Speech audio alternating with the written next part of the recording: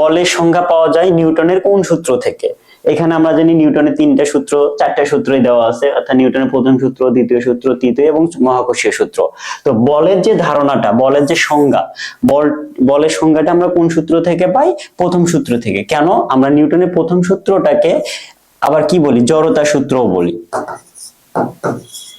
জড়তার সূত্র বলা হয়। জড়তার কনসেপ্টটা কি ছিল? যদি কোন একটা স্থির বস্তু স্থির থাকে, অর্থাৎ বাহ্যিক বল প্রয়োগ না করলে স্থির বস্তু চিরকাল স্থির থাকে এবং গতিশীল বস্তু চিরকাল সমবেগে চলে।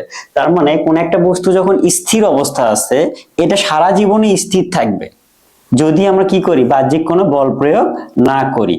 অর্থাৎ একটা স্থির বস্তুর উপর যখন আমরা বাহ্যিক থেকে কি করব? বল প্রয়োগ করব, তখন বস্তুটার অবস্থা চেঞ্জ হচ্ছে। অর্থাৎ স্থির বস্তু থাকলে গতিশীল হবে, অথবা গতিশীল বস্তু থাকলে গতির পরিবর্তন হবে। তাহলে যেহেতু বলের সংজ্ঞাটা ফার্স্টলি কোথায় থেকে আসতেছে? নিউটনের প্রথম সূত্র থেকে। দ্বিতীয় সূত্রটা মেইনলি কি ছিল? দ্বিতীয় সূত্রটা হচ্ছে বস্তুর ভরবেগের পরিবর্তনের হার, সেটা প্রযুক্ত বলের সমানুপাতিক।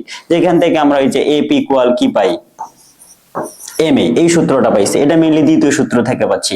তৃতীয় সূত্র তো তোমরা জানো যে প্রত্যেক ক্রিয়ারই সমান এবং বিপরীত প্রতিক্রিয়া আছে। তাহলে এখানে কিন্তু আমরা বলের ধারণাটা পাই নাই।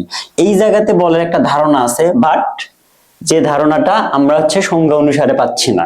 আর মহাকর্ষীয় সূত্র তো তোমরা জানোই যে মহাবিশ্বের যে কোনো দুটা বস্তুর ভরের গুণফলের সমানুপাতিক, অর্থাৎ এফ ইকুয়াল জি m1 m2 divided D square. এটা হচ্ছে মহাকর্ষীয় সূত্র ছিল। তাহলে বলের যে সংজ্ঞাটা বা বলের যে প্রথম ধারণাটা, সেটা আমরা কোথায় থেকে পাইছি? নিউটনের প্রথম সূত্র থেকে, যেটাকে আমরা জড়তার সূত্র হিসেবেও চিনি। তাহলে বলের সংজ্ঞা পাওয়া যায় নিউটনের প্রথম সূত্র থেকে।